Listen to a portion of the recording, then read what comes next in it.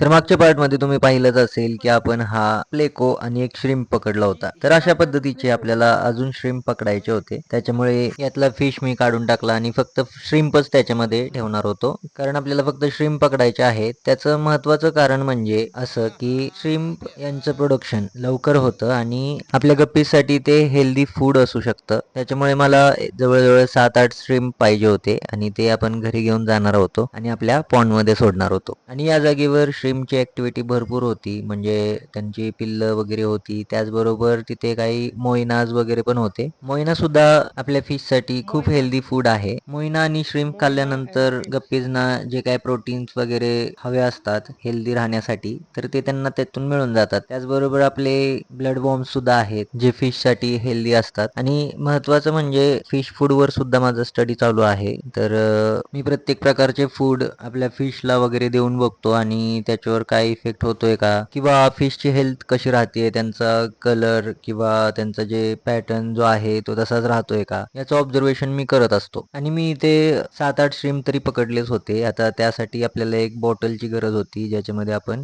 घेऊन जाऊ शकत होतो. तर ही बॉटल मला इथे सापडली आणि त्याच्यामध्ये मी श्रिम्प वगैरे ॲड केले सगळे. नदीच्या कडेने अजून पुढे पुढे गेलो असतो तर भरपूर अजून मनमोहित जागा आहेत. त्याच्यामुळे मी इथून निघण्याचा निर्णय घेतला आणि इथून निघतानाच मला ही छोटीशी निसर्गाने तयार केलेली बाग दिसली, ज्याच्यामध्ये खूप सुंदर फुलं होती. तर या फुलांचे नाव आहे सिंगापूर डेझी आणि सायंटिफिक नाव आहे स्पॅग्नेटिकोला ट्रिलोबॅटा. तसेच याला ट्रेलिंग डेझी असं सुद्धा म्हटलं जातं आणि मराठी नाव आहे पिवळा भांगरा. हे प्लांट तुम्ही बागेमध्ये सुद्धा लावू शकता आणि ते खूप सुंदर दिसेल. तर निसर्गाची बाग बघितल्यानंतर आम्ही इथून निघालो आणि माझ्या मामाचा मुलगा निरंजन हा सुद्धा माझ्याबरोबर इथे आला होता. हे तुम्ही पहिल्या पार्ट मध्ये बघितलेच असेल. नसेल बघितला तर लवकर बघा. आणि हे 2 लांडगे बघा. हे 2 मित्र आल्यामुळे मला भीतीच वाटली होती. पण हे खाली जे मेंढपाळ आहेत त्यांचे लांडगे होते आणि ते पुलावर आले होते कारण त्यांच्यावर लक्ष ठेवायचं त्यांचं काम होतं. हे सगळं झाल्यानंतर आम्ही इथून निघणार आहोत. पण अजूनही आपला व्लॉग संपलेला नाहीये. कारण की मी तुम्हाला एक महत्त्वाची गोष्ट अजूनही दाखवणार आहे. ती गोष्ट आहे